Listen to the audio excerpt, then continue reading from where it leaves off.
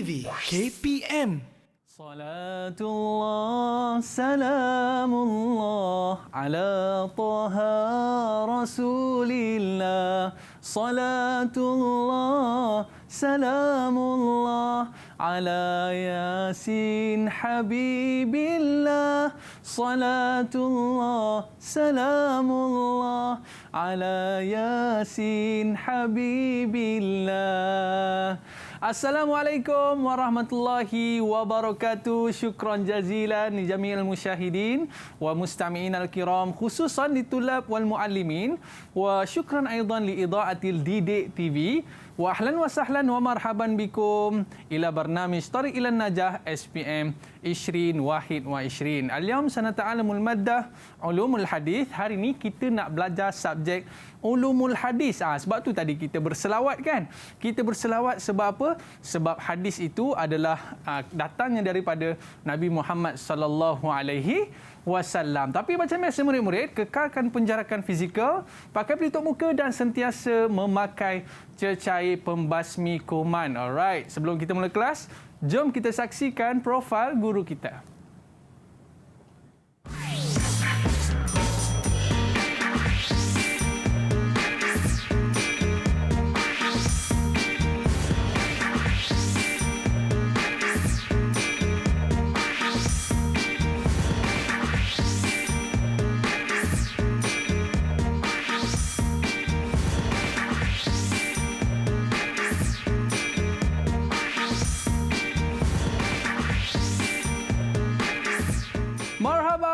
Kita bersama dengan Ustaz Ayub. Ustaz, apa khabar Ustaz? Alhamdulillah. Ustaz daripada SMK, Seksyen 19 Shah Alam.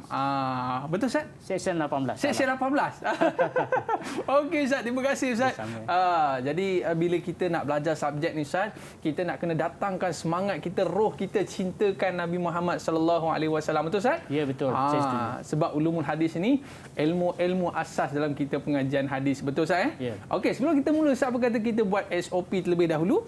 Okey, silakan Ustaz. Kita mengenakan cecair pembasmi kuman. Okay. Alright, mungkin Ustaz boleh cerita Ustaz sedikit sebelum kita nak mula kelas ni, apa yang menarik Ustaz kita nak bicarakan pada hari ini? Okey, saya nak berkongsi dengan para pelajar di rumah ataupun di Google Meet tentang bagaimana kita nak mengenal sesuatu hadis itu sama ada sahih ataupun tidak melalui pelajaran kita, iaitu ulum hadis dan kepentingannya. Ya. Yalah Ustaz, kita tengok dekat WhatsApp-nya kan, macam-macam orang hantar ini hadis itu, hadis ini. Kita pun tak tahu sama ada hadis itu betul ataupun tidak. Jadi hari ini kita nak belajar dengan Ustaz Ayub macam mana kita nak mengenal pasti sama ada hadis itu betul ataupun tidak. Baik Ustaz, sebelum kita nak meneruskan lagi, kita nak mendengar apakah pandangan pelajar tentang topik yang akan kita pelajari pada hari ini. Jom kita saksikan. Didik TV KPM. Pada pendapat saya, dengan mempelajari ilmu hadis sebagai umat Islam, saya dapat menyempurnakan hukum berkaitan keimanan dalam diri, ibadah dan juga urusan kehidupan, kerana hadis adalah pelengkap kepada wahyu Al-Quran.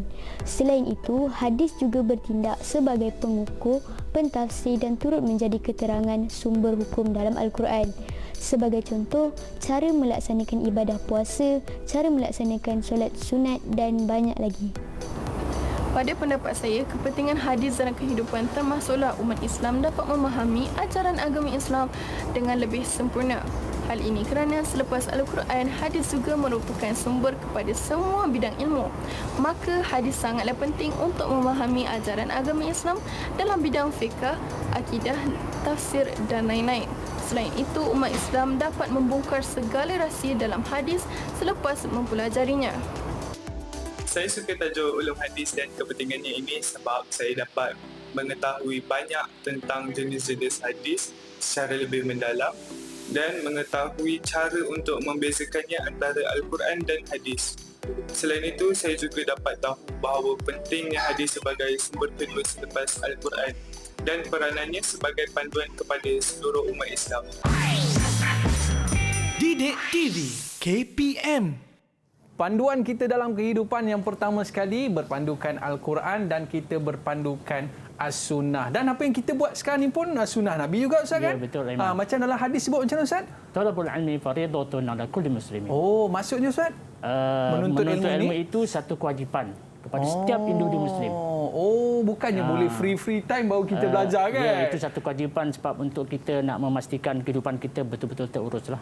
Okey, Ustaz. Dan inilah kepentingannya kita menjadi seorang pelajar ni, especially kita nak belajar subjek ni, Ustaz, kita nak tahu sama ada hadis yang kita sebarkan itu betul ke tidak. Kalau Ya, betul, betul. baguslah. Maknanya orang boleh ikut apa yang kita bagi nasihat tentang hadis Nabi SAW tu. Tapi kalau tak betul, besar dia punya. Ya, betul. Orang kata apa, Nabi cukup tak suka orang macam ni. Betul, Ustaz? Ya, betul. Okey, baik. Selepas ni mungkin Ustaz akan cerita dengan lebih lanjut lagi. Kita berehat seketika. Para penonton, jangan ke mana-mana, kembali selepas ini. Sukses SPM 2021.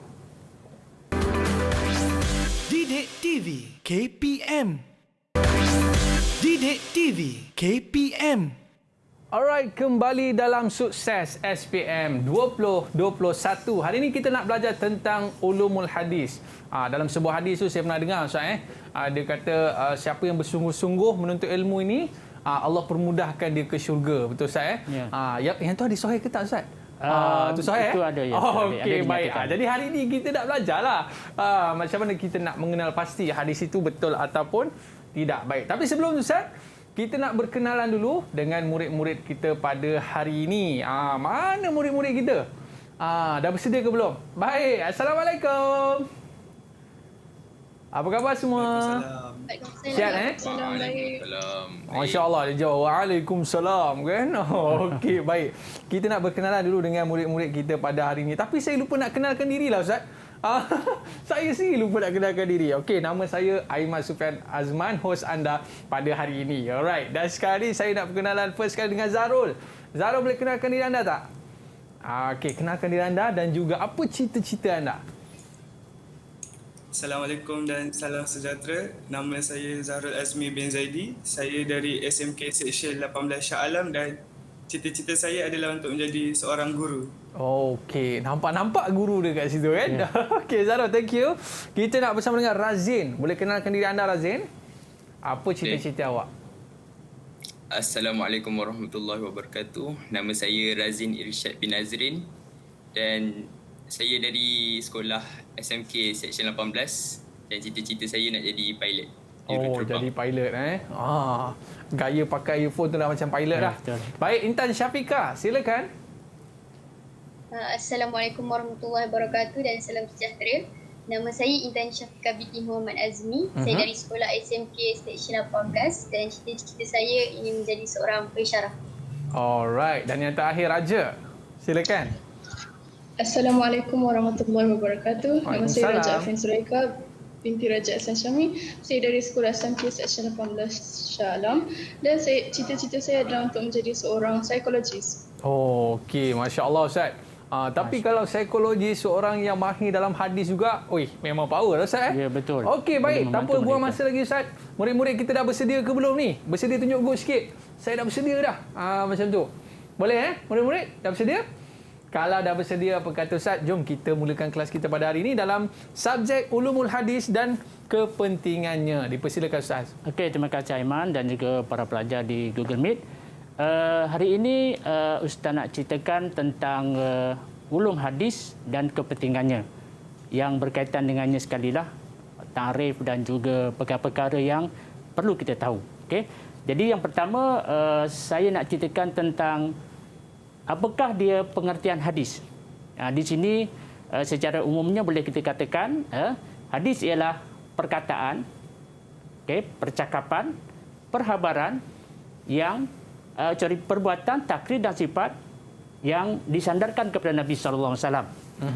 Maksudnya di sini ialah apa saja yang kita ambil daripada Rasulullah SAW, daripada perkataan, perbuatan, takrir. Takrir ini ialah perkara yang didiamkan. Nabi tidak kata iya dan Nabi tidak kata tidak. Sebab ada implikasi hukum di situ. Kalau iya maknanya jadi wajib, ataupun kalau tidak mungkin jadi haram kalau kita lakukan. Sebab itu Rasulullah hanya mendiamkan diri saja. Itu namanya takrir. Dan juga sifat ni mungkin kita boleh bahagikan kepada fizikal Rasulullah SAW dan juga akhlak Rasulullah SAW. Jadi apa saja yang kita ambil daripada Rasulullah itulah yang dikatakan sebagai hadis. Okey, para pelajar di Google Meet boleh faham dan juga di rumah. Okey. Jadi ini memang secara umumnya kita mudah nak faham tentang hadis itu sendiri. Maknanya bukan perkataan semata-mata Ustaz. Dia tidak. Dia meliputi semua kehidupan.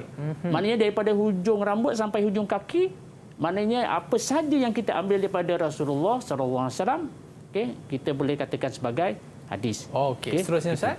Okey, seterusnya. Apa dia ulum hadis? Ulum hadis dia ilmu. Iaitu gagasan ilmu. Kenapa gagasan? Sebab dia di situ ada ilmu-ilmu lain yang mengandungi usul kaedah untuk mengetahui perihal sanad. Okey, sanad dan juga matan. Maknanya perkara yang berkaitan dengan ulum hadis ni ada dua, sanad dan matan. Tak keluar pula. Apa di sanad? Sanad ni ialah barisan orang yang meriwayatkan hadis. Matan ialah teks hadis. Jadi nak cerita, usul hadis ini ialah satu ilmu untuk memastikan hadis yang kita ambil itu benar-benar sahih. Sama ada diterima atau ditolak. Diterima tu maknanya hadis sahih lah, dan ditolak maknanya hadis dhaif dan sebagainya lah, maknanya hadis yang selain daripada itulah. Jadi perkara penting yang kita nak tekankan di sini ialah berkaitan dengan sanad, iaitu barisan perawi yang meriwayatkan hadis, okey, daripada Rasulullah, dan juga matan, iaitu teks ataupun lafaz hadis itu sendiri. Jadi maknanya sekarang jelaslah, kalau ulum hadis maknanya segala yang kita ambil daripada Rasulullah.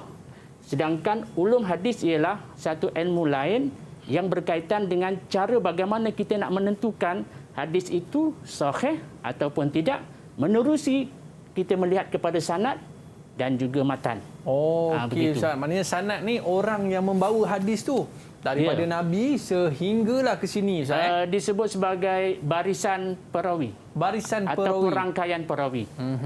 Gitu Dan juga matan tu adalah intipati kandungan hadis tersebut. Teks. Teks ataupun lafaz hadis itu sendiri. Jadi itulah ulumul hadis, maknanya ilmu untuk mengetahui kaedah tu Ustaz. Ya, kaedah. Baik Ustaz. Seterusnya? Okey. Seterusnya ialah fungsi hadis itu sendiri bagaimana dari segi pandangan Islam. Okey, ataupun sebagai sumber. Sumber yang pertama ia adalah sumber perundangan. Hadis itu sumber perundangan. Hadis yang kita amalkan itu adalah antaranya sumber perundangan selepas Al-Quran. Yang kedua di situ. Pertama Al-Quran, yang kedua hadis Rasulullah SAW. Sebab itu bila kita jadikan dia sebagai sumber kedua, kita nak pastikan hadis itu benar-benar sahih. Ini dinyatakan dalam dalil Al-Quran yang pertama. Okey, ada dinyatakan dalam surah An-Nisa ayat 59. Di sini disebut fa in tanaza'tum. Okey, kita mulakan dengan ta'awuz dululah. Auzubillahi minasyaitonirrajim. Fa in tanaza'tum fi syai' farudduhu ila Allah wa rasul. Tak keluar pula Aiman. Okey Ustaz. Okey. Jika mafhum dia, jika kita berselisih faham ataupun kita ada masalah, okey, kita hendaklah kembali kepada Allah, iaitu kitab Al-Quran, dan Rasul, iaitu hadis. Okey, dan hadis. Jadi itu yang menjadikan dia sebagai sumber kedua selepas Al-Quran. Maknanya kalau kita ada problem, kita ada masalah, kita ada apa-apa kekeliruan Ustaz, berbalik kepada Allah dan juga Rasul. Itu yang dianjurkan agar kita tidak terpesong daripada landasan yang sebenar. Itu daripada Al-Quran kan. Kalau kita tengok daripada hadis pula, hadis yang diriwayatkan oleh Imam Malik, an Abi Hurairah radhiyallahu anhu anna Nabi sallallahu alaihi wasallam annahu qala taraktu fikum amrayni. Aku tinggalkan kepada kamu dua perkara. Lan tadillu ma in tamassaktum bihima. Lan tadillu, tidak akan sesat. Jika kita berpegang dengan kedudukannya, iaitu kitab Allah dan sunnah Rasulullah. Kitab Allah tu maknanya Al-Quran, dan kitab sunnah Rasulullah tu maknanya hadis Nabi SAW. Maknanya di sini ada dua sumber daripada Al-Quran dan hadis, menunjukkan bahawa hadis ini dia sumber kedua selepas Al-Quran. Jadi maknanya itu pentingnya kita mengetahui bahawa hadis itu benar-benar yang kita amalkan benar-benar sahih, agar tidak terseleweng dan sebagainya. Yelah Ustaz, sekarang ni kita takut banyak sangat ajaran sesat ni kan.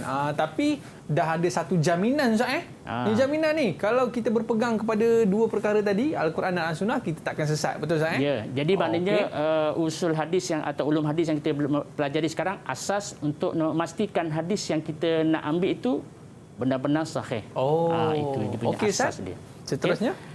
Dan ini yang dikata tadi kepentingan. Apa kepentingan bila kita mempelajari ulum hadis? Yang pertama, di antaranya lah yang saya ambil. Pertama, umat Islam dapat memahami cara metodologi ulama. Metodologi ulama maknanya bagaimana cara ulama menyampaikan hadis. Dia ada syarat-syarat dia. Jadi dengan cara kita mempelajari ulum hadis ini, kita dapat mengetahui atau memahami ulama hadis menilai suatu hadis. Bagaimana menentukan hadis sahih, bagaimana menentukan hadis hasan dan sebagainya. Itu yang dikatakan memahami cara metodologi. Yang kedua, seorang yang mahir dalam ilmu hadis mampu membezakan, yang disebut tadi ni, mampu membezakan. Dia dapat membezakan antara hadis yang sahih dan hasan serta dhaif, bersumberkan pendapat ulama yang muktabar. Muktabar ni maknanya ulama yang benar-benar dipercayai dan mengikut landasan ataupun pegangan Islam yang sebenar lah. Begitu. Okey Ustaz. Maknanya ini kepentingan mempelajari ilmu hadis ni Ustaz. Yang penting Ustaz, itu yang kita nak ambil tu, membezakan hadis sahih, hasan, dhaif dan lain-lain Ustaz. Sebab sekarang ni banyak berlaku kan, kita sewenang-wenangnya kadang-kadang kita menggunakan ataupun memviralkan hadis-hadis yang kita tak tahu sumber dia. Dengan cara ini kita dapat tahu. Kita kena pastikan dululah. Kena hati-hati lah. Kena hati-hati. Cuma ni sebagai asas sajalah. Dasarnya begitu. Baik Ustaz, metodologi ni maknanya daripada sudut cara bagaimana ulama menilai sesuatu hadis lah. Okey baik Ustaz, ni kepentingan mempelajari ilmu hadis. Boleh kita terus lagi Ustaz? Okey. Kemudian di sana ada perbezaan antara hadis kursi, hadis nabawi dan Quran. Dia ada perbezaan. Supaya kita nampak lagi jelas. Bagaimana nak kata ini hadis nabawi, ini hadis kursi, ini Al-Quran. Okey. Saya ambil dua aspek sajalah. Ada aspek lain, saya ambil dua aspek. Rasanya para pelajar yang di rumah pun dapat mengetahui benda ni. Pertama, dari segi nisbah dia. Kita nak tentukan nisbah ni maknanya dari segi kita tengok ayat itu, kita tahu itu hadis kursi atau nabawi. Contohnya, kalau hadis kursi, antara lafaz yang diguna ialah qala Rasulullah fima yarwihi an rabbihi. Di situ permulaan ayat, permulaan hadis itu. Qala Rasulullah, sebab dia dinisbahkan kepada Rasulullah. Sebab dia masih hadis. Lafaz daripada Rasulullah, tetapi maksud tu daripada Allah SWT. Sebab dia katakan qala Rasulullah fima yarwihi an rabbihi. Yang kedua, hadis nabawi dia dinisbahkan kepada Nabi SAW. Sebab lafaz dan makna itu daripada Nabi. Sebab itu disebut qala Rasulullah sallallahu alaihi wasallam. Qala apa dia? Dan Al-Quran pula ialah dinisbahkan kepada Allah dari segi lafaz dan makna. Sebab itu disebut qala Allah Ta'ala. Itu cara kita membezakan. Maknanya kalau kita baca ataupun kita mana-mana sumber, kita kata hadis diberikan qala Rasulullah fima yarwihi an rabbihi, ini hadis kursi. Dan terusnya lah begitu. Okey. Dan itu kita nak membeza, itu perbezaan. Untuk persamaan dari segi adab pula. Untuk hadis kursi dan hadis nabawi boleh disentuh dalam keadaan berhadas. Itu maknanya persamaan dia, tetapi Al-Quran dia tidak boleh disentuh. Bila hanya boleh disentuh bila suci daripada hadas. Maknanya kena betul-betul kita mengambil wuduk baru kita boleh sentuh Al-Quran. Sebab kemuliaannya Al-Qurannya begitu ya. Maknanya hadis kursi ini adalah kata-kata Allah. Hadis kursi. Hadis kursi ini lafaz daripada Rasulullah, makna daripada Allah Taala. Makna daripada Allah. Tapi cuma bezanya Al-Quran ni kita kena ada wuduk lah Ustaz. Ya, betul. Baru supaya saya faham. dapat kita tahulah situasi adab ni, katakan adab lah, maknanya kita punya ketika berinteraksi dengan hadis kursi ataupun Al-Quran. Okey, baik Ustaz. Tapi walau macam mana pun intipatinya itu daripada Allah Subhanahu Wa Taala. Okey, baik. Jadi Ustaz, boleh kita sambung lagi Ustaz? Okey, boleh. Okey. Kemudian kat sini kita nak ada cubaan daripada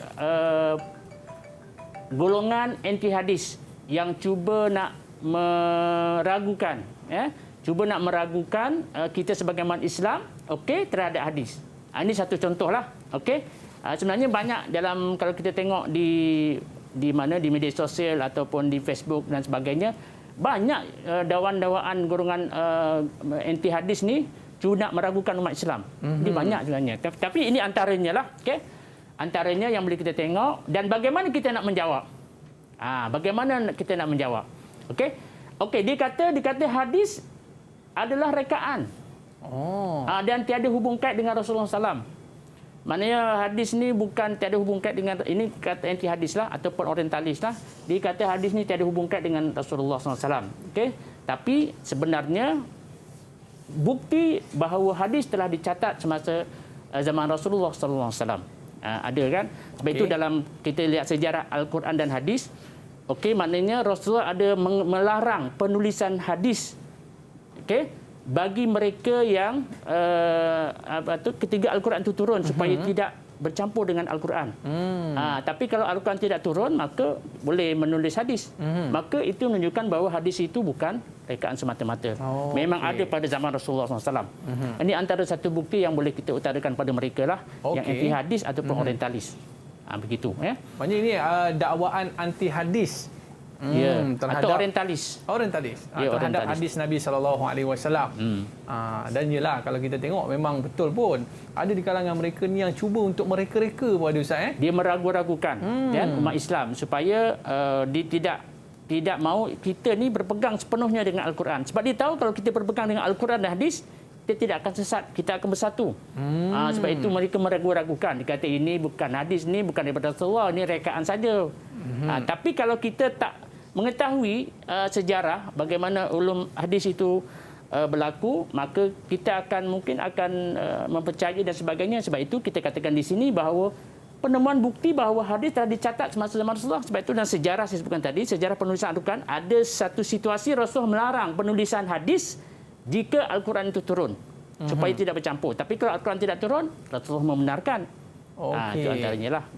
Tapi yang bawah tu Ustaz? Yang kedua, ini yang biasa kita dengar. Dia kata Rasulullah kan manusia. Betul.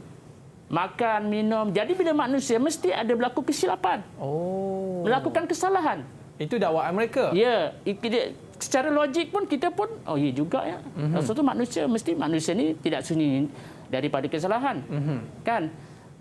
Sebab itu kita boleh katakan bahawa memang diakui Rasulullah itu manusia. Seperti manusia biasa, kita makan, berkeluarga, tidur. Tetapi baginda maksum.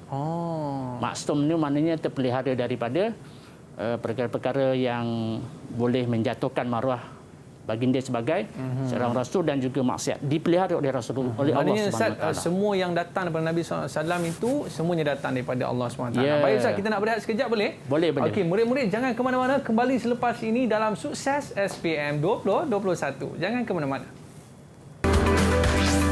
Didik TV KPM. Didik TV KPM. Tak terjangkau tinggi pekertimu, tidak tergambar indahnya akhlakmu, tidak terbayang segala jasamu.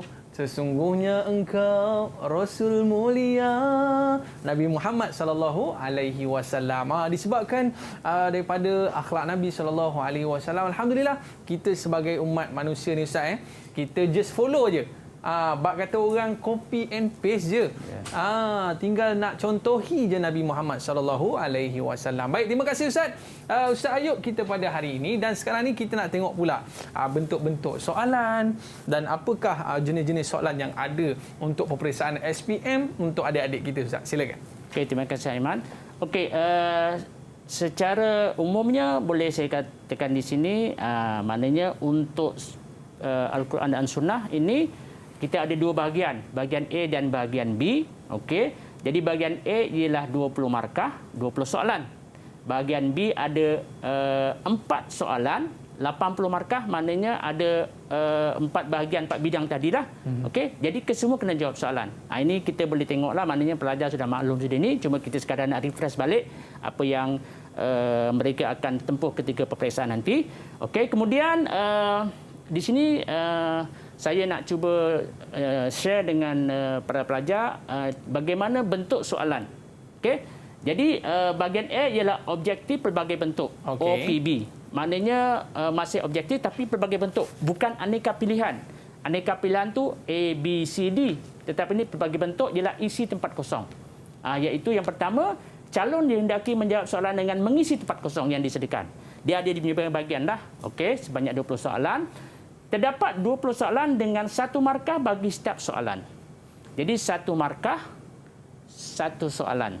Jadi kalau 20 soalan, jadilah 20 markah. Dia ada di punya bidang-bidangnya lah, ada ditunjukkan di situ. Okey, jadi untuk kita menguasai bahagian A ini, dicadangkan, disarankan supaya kita fokus kepada antaranya pengertian. Okey, takrif tadi, contoh takrif hadis, apa dia? Kita kena kuasai lah. Perkara yang disandarkan kepada Rasulullah, sama ada perkataan, perbuatan, takrir ataupun sifat contohnya kan secara khusus. Yang ini kita highlightkanlah. Okey. Jadi kalau dalam buku latihan ataupun nota kita dicadangkan, kita gunakanlah mungkin pen yang berkala ke whatever lah kan. Jadi yang penting kita dapat recall balik apabila kita ingin menjawab soalan. Okey, atau fakta-fakta penting. Fakta-fakta penting ni mungkin bahagian, mungkin syarat, mungkin beberapa perkara lain macam kesan, akibat dan sebagainya, yang mana memerlukan kita nak isi dalam isi tempat kosong itu tadi. Okey, dan masa yang dicadangkan ialah selama 30 minit. Jadi satu soalan 1 minit. Jadi ada baki 10 minit lagi untuk kita nak ulang kaji ataupun kita tengok balik mana yang kurang dan sebagainya. Sebab itu bila 30 minit ni sangat cantik untuk kita nak pastikan dapat menjawab untuk bahagian A ini. Okey. Hanya 20 soalan ni Ustaz, kita boleh dapat 20 markah percuma lah ni orang kata. Kalau soalannya untuk pilihan je kan. Maknanya kalau mereka saya sebut tadi betul-betul fokus pengertian, fakta, ciri, sifat. Okey, mungkin kita boleh dapat skor 20 markah. Okey, baik. Ini untuk bahagian A Ustaz. Bahagian A. Okey, seterusnya Ustaz. Jadi untuk bahagian A ni mungkin kita boleh tanya rakan-rakan kita, murid kita di Google Meet untuk soalan-soalan yang contoh soalan lah. Nanti tak macam mana bahagian A ni soalan dia bentuk soalan. Jadi kita boleh tunjukkan kepada pelajar di rumah dan juga yang di Google Meet bentuk-bentuk soalan supaya mereka lebih confident. Maknanya sebab bila mereka menguasai format secara tak langsung, bila mereka fokus kepada sesuatu bidang itu, mereka dapat ini penting, ini penting, ini aku kena kuasai. Kalau tak nanti, ialah itu dia punya asas dia format tu. Apa yang keluar, apa yang tak keluar, begitu ya. Boleh kita teruskan ya? Kita cuba. Okey. Alright. Ini satu contoh, 2 soalan saja tak banyak ya. Kita nak uji murid-murid kita Ustaz? Kita boleh uji ya. Ustaz pilih Ustaz, yang mana satu ni? Bersedia ya. Rakan-rakan kita di Google Meet. Okey, soalan 1 hingga 2 isi tempat kosong dengan jawapan yang betul. Alright, cepat. Okay, Saya bersedia nak jawab. Cepat. Okey, Ustaz nak tanya, boleh Intan? Boleh. Okey, soalan pertama Boleh, Intan. Ustaz. Okey, soalan pertama Intan ya. Okey, Ustaz bacakan. Ulum hadis ialah satu gagasan ilmu yang mengandungi usul dan kaedah untuk mengetahui tentang isi tempat kosong dan matan sama ada diterima atau ditolak. Apa jawapannya? Sanad Ustaz. Sanad. Sanad dan matan. Ya betul ya. Jawapannya sanad. Okey. Yang disebut tadi sanad kan, sebab usul hadis ni dia ada 2 saja. Okey. Iaitu sanad dan matan. Benda yang kita kena fokus. Okey. Yang saya sebut tadi sanad ialah rangkaian atau barisan perawi hadis dan matan ialah teks ataupun lafaz hadis. Okey. Zarul, boleh Zarul yang kedua? Okey, Zarul ya yang kedua ya. Ustaz bacakan ya. Boleh jawab. hadis adalah sumber. Okey, di situ tempat kosong. Okey, selepas Al-Quran sebagai asas pengambilan hukum syarak. Maknanya kita dapat tahu, okey, di sana ada sumber selain daripada Al-Quran, Jadi hadis ni apa? Okey, apa jawapannya, Rul? Jawapan dia kedua. Yang kedua. Nampak macam simple kan, tapi kadang-kadang ada Confuse pelajar juga, dia tak kan? menguasai juga. Itu isu dia. Maknanya isunya kalau tak baca memang tak dapat jawab lah. Sebab Ustaz, mana kan? ini dikatakan tadi mungkin dia punya asas ataupun fakta-fakta penting. Betul. Okey. Jadi kalau kita tahu dia punya asas, insya-Allah tak jadi masalah. Dia punya tu. Okey. Okey, bagian seterusnya. Ini bagian B pula. Okey. Tadi bagian A Jadi bagian A, objektif pelbagai bentuk. Bukan aneka pilihan, pelbagai bentuk. Okey. Okey, dah bagian A juga tadi terlupa saya nak nyatakan dia ada carta, Tapi carta tu nanti mungkin akan datang kita boleh jelaskanlah bagaimana carta itu, Okey. Bahagian B subjektif. Okey, 4 tips yang saya nak kongsi dengan pelajar di sini ialah yang pertama, calon dikehendaki menjawab semua soalan. Tak ada pilihan. Dia kena semua jawab. sekali, 4 bidang, 4 kena jawab. Okey. Okay, yang kedua, mengandungi 4 soalan utama yang meliputi 6 bidang. 4 soalan utama ni maknanya soalan 1 pengajian Al-Quran, soalan kedua pengajian hadis, soalan ketiga dia combine antara ulum Quran dan ulum hadis. Maknanya soalan ulum Quran ni berada di nombor 3, soalan nombor 3. Yang kita belajar sekarang ni soalannya ada pada nombor 3. Dan yang keempat, 2 bidang lagi iaitu akidah dan juga akhlak. Jadi kena jawab semua. Sebenarnya kita dah nampak dah dia duduk kat mana tu, Ustaz. Ya, betul. Baik. Okey, tips yang ketiga ataupun yang berkaitan dengan subjek ini, dia mengandungi soalan respon terbuka. Dan juga respon terhad. Terbuka ni maknanya jawapan yang munasabah. Tak kira lah munasabah, munasrawak. Tak kira lah kan. Jawapan yang munasabah. Yang munasabah diterima. Okey. Yang penting relevan lah. Okey, dan juga soalan respon dan terhad. Terhad ni maknanya mesti ikut dalam buku. Macam pengertian, mana boleh kita ni kan, atau contoh keluar soalan tentang dalil tadi. Okey, nyatakan dalil yang berkaitan dengan Al-Quran sebagai sumber atau hadis sebagai sumber kedua. Kena kan tak ada pilihan lain, kita kena tengok dalam buku kan. Itu respon terhad, itu kena hafaz lah tu. Contohnya. Termasuklah kebat.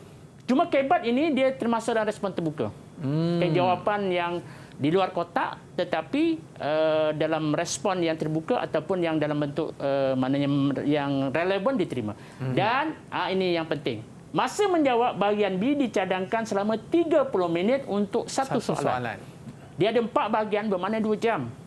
Okey. Tadi bahagian A 30 minit bermakna 2 jam 30 minit. Jadi maknanya kalau ikut bentuk soalan, satu soalan 30 minit tu maknanya memang boleh. Cukup, Ustaz? Cukup. Dia purata pelajar boleh jawab 20 minit sebenarnya. Sebab soalan tak berapa banyak. Okey. Dia boleh jawab ikut kaedah-kaedahnya lah. Okey, maknanya dengan masa 30 minit ni pelajar boleh selesa lah nak jawab semua soalan tu, Ustaz? Ya, boleh selesa. Dia ada baki lagi untuk dia melihat kembali jawapan, memastikan jawapannya benar-benar mantap. Boleh kita tengok, Ustaz, contoh-contoh soalan tu, Ustaz? Okey, contoh soalan di sini. Okey. Yang ini soalan macam respon terbuka jugalah. Okey. Maknanya jawapan yang relevan diterima.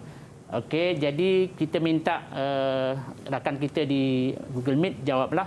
Okey. Di rumah juga boleh cuba jawab ya. Okey, mungkin kita ambil Razin kot ya. Boleh Razin? Okey. Boleh, Ustaz. Okey, Ustaz bacakan soalannya. Jelaskan satu. Kepentingan. Tahu kepentingan kan? Kepentingan hadis dalam kehidupan. Apa kepentingan hadis dalam kehidupan?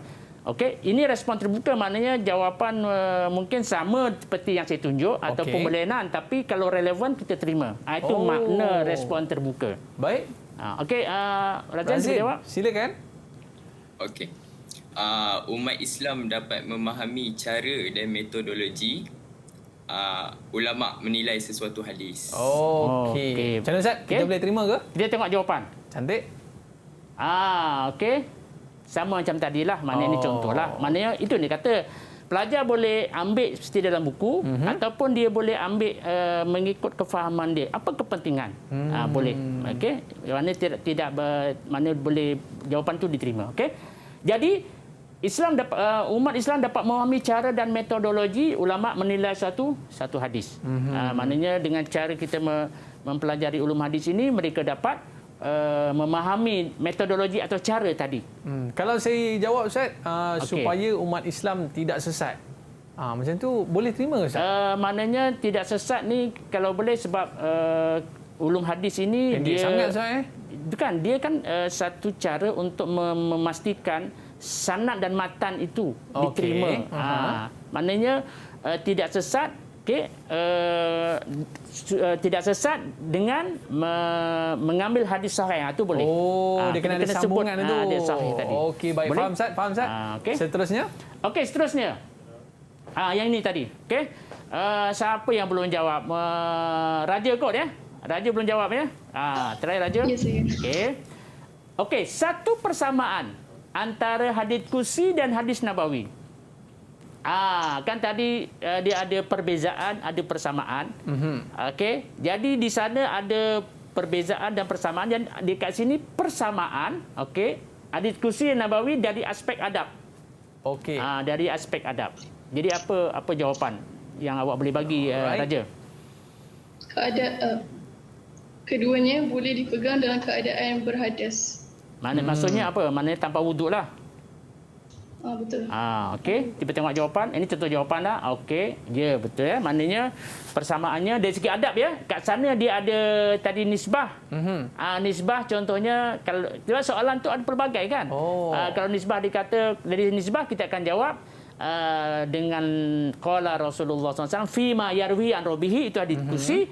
Kalau hadis nabawi akan ada qala Rasulullah SAW. Tapi dikata adab, maknanya keduanya boleh disentuh. Okey, dalam keadaan berhadas. Berlainan dengan Al-Quran. Kan ada disebut dalam Al-Quran, la yamassuhu illal mutahharun. Kena ambil wuduk dulu. Ya, maknanya Al-Quran ni dia kena suci lah, banyak berwuduk lah. Itu di antara situasi keduanya lah. Jadi sebab itu di sini pelajar kena pastikan dia betul-betul baca soalan itu. Jangan terus jawab. Sedangkan diminta persamaan. Takut nanti dia jawab perbezaan. Jadi memang fakta tu ada, tapi jadi segi jawapan tidak diterima. Sebab dia tidak memenuhi peraturan permarkaan yang dikehendaki. Saya ini berapa markah ni Ustaz? Ini biasanya saya tak letak markah ya. Biasa 2 markah. 2 markah. 2 markah. Okey. Jadi maknanya kalau 1 2 markah. Okey, kalau gitulah dan seterusnya lah. Okey, baik Ustaz. Kita nak jawab lagi Ikmal Nazri. Okey, ada kawan saya panggil je Ustaz. Okey. Dia nak ikut masuk dalam kelas tasawuf kita. Boleh. Okey, kita berehat seketika. Para penonton jangan ke mana-mana, kembali selepas ini dalam Sukses SPM 2021. Jap. Didik TV KPM. Didik TV KPM. Alright, kembali dalam Sukses SPM 2021. Hari ini kita dalam pendidikan Al-Quran dan As-Sunnah. Kita nak belajar tentang ulumul hadis dan kepentingannya. Semak dulu sebelum sebar. Jangan kalau kita tengok ada hadis je, pak terus sebar. Hati-hati. Tengok dulu, cek dulu. Paling tidak WhatsApp dulu dengan Ustaz Ayub. Ustaz Ayub, betul ke hadis ni? Tapi takut Ustaz Ayub tak balas, sibuk. Itulah. Okey, baik Ustaz. Kita nak pergi lagi kepada soalan kita Ustaz. Okey, soalan seterusnya. Yang ini mana-mana kawan rakan kita boleh jawab lah. Okey. Yang ini yang disebut tadi ya. Maknanya soalan dia ialah jelaskan hujah anda. Okey, untuk menolak dakwaan golongan anti hadis yang mengatakan Rasulullah adalah manusia yang juga melakukan kesalahan. Ini anggapan mereka yang maknanya kita kadang-kadang boleh terpedaya. Dia kata, Rasulullah kan manusia biasa juga. Dia makan, dia minum, dia berkeluarga kan. Dia tidur kan. Jadi bila dia manusia biasa, tentulah mereka ada kesalahan lah. Hadis itu ada kesalahan lah. Dari segi percakapan dan sebagainya. Itu kata-kata yang ingin mereka supaya umat Islam itu ragu. Dakwaan mereka lah Ustaz. Untuk meragu-ragukan umat Islam. Okey. Jadi ini apa jawapan kita? Siapa nak jawab antara rakan kita di sini? Okey. Raja. Okey. Raja boleh jawab? Rasulullah sallallahu alaihi wasallam memang manusia biasa, tetapi kena ingat bahawa Rasulullah dia maksum, iaitu terpelihara daripada melakukan dosa dan maksiat. Okey. Okey, kita tengok jawapan Aiman ya. Baik, Ustaz. Okey. Ya, okey. Jawapannya lebih kurang samalah. Okey, tahniah. Tahniah, Okey. tahniah. Bagus ya. Okey. Jawapannya Rasul adalah manusia biasa. Macam kita. Okey. Dan umur Rasulullah SAW pun sekitar 60-an begitu kan. Maknanya macam kita jugalah lebih kurang begitu kan. Ahad dia lebih kurang. Okey. Tetapi baginda maksum yang iaitu terpelihara daripada ini terkurang ada daripada tu kan. Daripada melakukan dosa dan maksiat. Allah pelihara Rasulullah daripada melakukan sebarang dosa, dipelihara. Okey, ada satu kisah bagaimana Rasulullah SAW ingin melihat satu macam keramaian lah kan. Tapi tertidur ya. Tertidur jadi tak dapat nak pergi. Jadi itu antara contohlah. Dan banyak benda lagi lah dari sirah Rasulullah SAW. Maknanya sebab itu Rasulullah SAW menjadi ikutan kita. Sebab dia kembali pada yang asal tadi. Okay, apa saja yang daripada Rasulullah, okay, perkataan, perbuatan, takrif atau sifat, itu kita kata hadis. Dan Rasulullah SAW adalah ikutan kita yang paling baik. Okay, sebab itu, itu walaupun dia manusia, tetapi Allah pelihara mereka daripada sebarang kesalahan dan juga maksiat. Ini kelebihan yang ada pada diri Nabi Muhammad SAW. Baik Ustaz, kita nak tanyalah murid-murid kita ni kan. Bila anda dah mempelajari ulumul hadis ni, apa yang anda dapat daripada pembelajaran ini? Okey, Razin. Razin boleh mulakan tak? Nak dengar juga apalah kata Razin tentang pembelajaran kita pada hari ini, Razin. Dengan pembelajaran hari ini, banyaklah benda baru boleh dapat dan banyak benda berfaedah kepada kita untuk hari ini dan akan masa depan. Okey, baik. Kita ada seorang lagi murid kita, tapi dia tak masuk lagi. Sekejap lagi dia masuk. Okey, kita nak tanya pula Raja.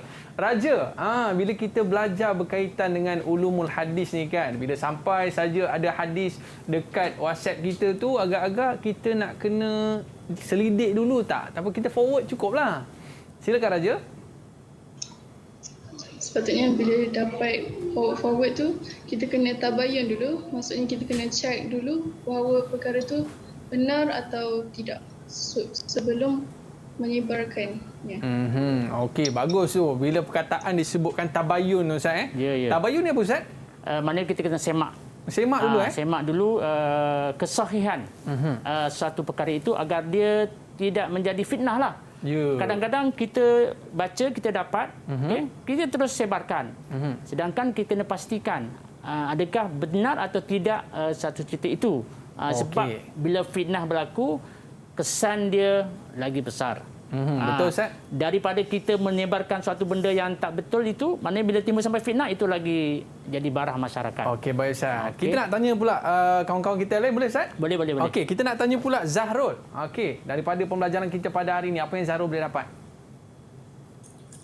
Daripada pembelajaran hari ini, saya dapat banyak mengetahui tentang faedah hadis dan pentingnya hadis kepada kita supaya dia memandu kita ke arah jalan yang betul. Okey, baik. Terima kasih Zarul. Dan kita nak tanya juga kepada Intan Syafiqah. Okey, silakan.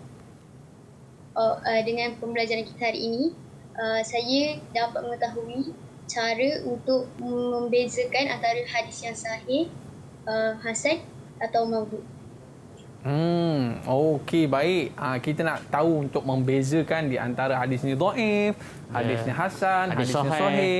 Ustaz Ya, betul. Okey, baik. Terima kasih kepada murid-murid kita. Dan mungkin Ustaz ada boleh bagi nasihat sikit tak Ustaz? Kepada murid-murid kita dan juga penonton-penonton kita, adik-adik kita, sahabat-sahabat kita di rumah sana. Silakan Ustaz. Terima kasih Aiman. Maknanya mungkin saya boleh rumuskan sedikit lah. Boleh. Dalam rumusan saya ni ada dua benda. Pertama, PDP kita tadilah. Maknanya berkaitan dengan hadis tadi. Maknanya saya juga, kita adalah generasi yang akan menjaga hadis untuk kesinambungan masa akan datang. Sebab itu kena mempelajari dengan betul-betul. Sebab 10 akan datang kita tak tahu bagaimana situasi hadis itu kan. Jadi kita adalah generasi yang akan memelihara hadis pada akan datang. Sebab generasi yang sekarang tengah memelihara hadis ni akan Yalah, kan Ustaz meninggal dan kalau sebagainya kita kan. tak jaga benda ni, siapa lagi nak jaga? Okey, itu satu ya.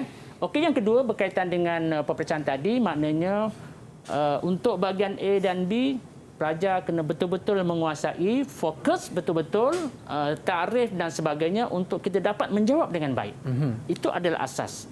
Dan kuasailah format supaya kita dapat fokus apabila kita mengulang kaji. Ini penting, ini penting, ini penting. Itu maksud saya. Okey, baik Ustaz. Mungkin Ustaz boleh bagi nasihat sikit kepada murid-murid kita yang duduk dekat rumah sana tu. Banyak-banyakkan buat sunnah Nabi. Barulah orang kata dapat feel tu Ustaz. Ya, betul. Okey sikit Ustaz. Okey. Saya rasa yang penting ialah kita sama-sama, sama-sama menjaga dan juga mengikuti sunnah Nabi agar hidup kita sentiasa dirahmati, dan yang penting ya imannya, kita mendapat syafaat daripada Rasulullah SAW dengan asbab kita menunaikan atau sunnah Nabi SAW tadi. Okey, itu yang paling penting Ustaz. Ya, bila kita belajar hadis, kita buat sunnah Nabi SAW, yang paling penting Ustaz, kita dapat syafaat daripada baginda SAW. Kita nak ucapkan terima kasih kepada Ustaz Ayub dan juga murid-murid kita dari SMK Seksyen 18 Shah Alam. Ada rezeki kita jumpa lagi Ustaz. Okey, murid-murid, boleh lambat sikit tak? Boleh lambat sikit? Alright, kita jumpa lagi dalam sukses SPM 2021. Tapi ada seorang murid kita ni Ustaz. Dia ni suka ponteng kelas. Kejap lagi mana kawan saya, nama dia Iqmal Nazri. Okey, bye-bye. Assalamualaikum warahmatullahi wabarakatuh. Okey. Didik TV KPM. Assalamualaikum warahmatullahi taala wabarakatuh. Saya Azrin bin Muhammad Zawawi, ayah kepada Razin Irsyad. Harapan saya agar beliau fokus dalam pembelajaran dan peperiksaan SPM yang akan datang. Semoga mendapat keputusan yang cemerlang dan menjadi seorang insan yang berakhlak tinggi, dan yang paling penting, semoga kejayaan dan kehidupan beliau diberkati Allah Subhanahu Wa Taala di dunia dan akhirat. Terima kasih. Assalamualaikum warahmatullahi wabarakatuh. Saya ibu kepada Zahrul Azmi bin Zaidi, salah seorang pelajar yang bakal menduduki SPM pada tahun ini. Kami sebagai ibu bapa amatlah berharap kejayaan dapat dikecapi oleh anak-anak ini setimpal dengan usaha mereka dan menjadi anak-anak yang soleh dan solehah, berjaya di dunia dan di akhirat.